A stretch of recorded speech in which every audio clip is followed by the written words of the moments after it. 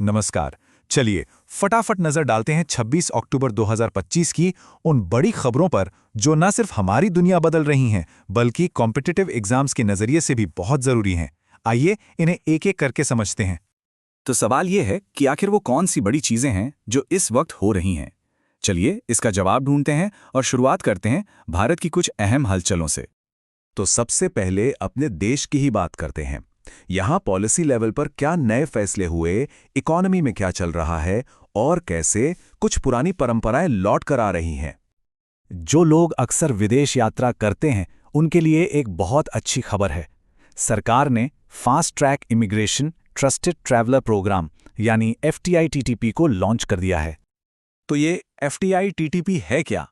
देखिए, आसान भाषा में इसका मतलब है कि अब एयरपोर्ट पर भारतीय नागरिकों और OCI कार्ड होल्डर्स को इमिग्रेशन की लंबी लाइनों में नहीं लगना पड़ेगा। सब कुछ तेज और डिजिटल हो जाएगा। वाकई ये एक बड़ा बदलाव है। अब बात करते हैं जमीन से जुड़ी यानी कृषि क्षेत्र की। भारत के लिए कपास बहुत जरूरी है और इसी को बढ़ावा देने के लिए सरकार ने एक नए मिशन की घोषणा की है जिसका नाम है कपास क्रांति मिशन। और ये मिशन सिर्फ नाम का नहीं है, सरकार ने इसके लिए पूरे 600 करोड़ रुपए का बजट रखा है। इस पैसे से किसानों को बेहतर बीज मिलेंगे, नई टेक्नोलॉजी आएगी और प्रोडक्शन बढ़ाने में मदद की जाएगी। चलिए अब दो और जरूरी अपडेट्स पर नजर डालते हैं। एक तरफ हमारी नेवी की ताकत बढ़ी है INS माहे के आने से, जो कि पनडुब्बियों को ढूंढ निकालने में एक्सपर्ट है।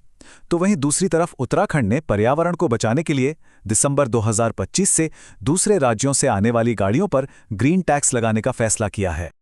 और अब एक ऐसी खबर जो इतिहास और संस्कृति से जुड़ी है। जम्मू और कश्मीर में दरबार मूव की 150 साल पुरानी परंपरा को 4 साल के गैप के बाद फिर से शुरू कर दिया गया है। ये वो परंपरा है जिसमें राजधानी गर्मियों में श्रीनगर और सर्दियों में जम्मू हुआ करती थी। अच्छा, ये तो हुई देश की बातें। अब जरा देखते हैं कि ग्लोबल स्टेज पर यानी दुनिया के मंच पर भारत कहाँ खड़ा है। ग्लोबल फॉरेस्ट रिसोर्स असेसमेंट 2025 की रिपोर्ट आई है और उसके मुताबिक दुनिया में कुल जंगलों के मामले में भारत 9वें नंबर पर है। लेकिन इससे भी ज्यादा कमाल की बात यह है कि हर साल नए जंगल उगाने की रफ्तार में भारत दुनिया में तीसरे नंबर पर है। ये दिखाता है कि पर्यावरण को लेकर भारत सही दिशा में काम कर रहा है। अब बात डिफेंस की। हमारी इंडियन एयरफोर्स स्पेन के कैनरी आइलैंड्स में हो रही एक बड़ी multinational air exercise ocean sky 2025 में हिस्सा ले रही है। ये अपनी ताकत और तैयारी को परखने का एक बड़ा मौका है। भारत के लिए एक और बड़ी डिप्लोमेटिक जीत। हमें 2025 से 2027 के लिए यूनेस्को के एक बहुत जरूरी ब्यूरो का वाइस चेयरपर्सन फिर से चुन लिया गया है, जो खेलों में डोपिंग के खिलाफ काम करता है। चलिए अब थोड़ा और आगे बढ़ते हैं और देखते हैं कि दुनिया भर में टेक्नोलॉजी, बिजनेस और साइंस की फील्ड में क्या कुछ नया और रोमांचक हो रहा है। टेक्नोलॉजी की दुनिया से एक खबर जो रफ्तार से जुड़ी है।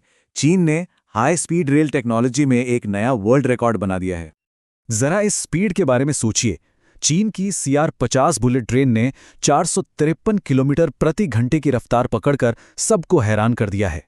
ये वाकई में इंजीनियरिंग का एक बेहतरीन नमूना है। अब आते हैं बिजनेस जगत की एक बहुत बड़ी खबर पर, जिसमें दो दुनिया के सबसे बड़े नाम शामिल हैं। एक तरफ भारत की रिलायंस इंडस्ट्रीज और दूसरी तरफ मेटा प्लेटफॉर्म्स।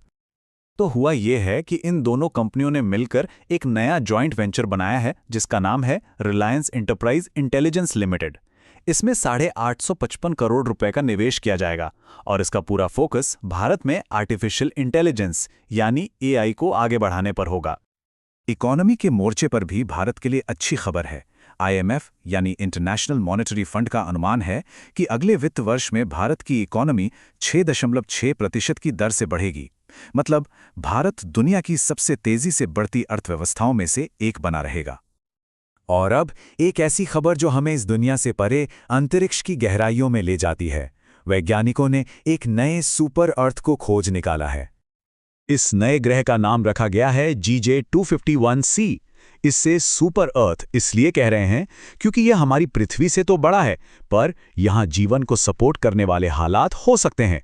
ये एक बहुत बड़ी खोज है। और पता है सबसे दिलचस्प बात क्या है? ये ग्रह हमसे सिर्फ 20 प्रकाश वर्ष दूर है। सुनने में ये दूरी बहुत ज्यादा लगती है, लेकिन ब्रह्मांड के हिसाब से देखें तो ये हमारे पड़ोस में ही है।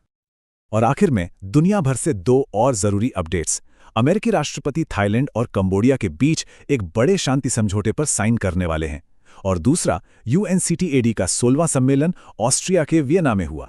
तो आज हमने देश की पॉलिसी से लेकर एक नई दुनिया की खोज तक का सफर तय किया। अब सोचने वाली बात यह है कि इन सभी डेवलपमेंट्स में से कौन सी चीज हमारे आने वाले कल पर सबसे ज्यादा असर डालेगी। इस पर जरूर सोचिएगा।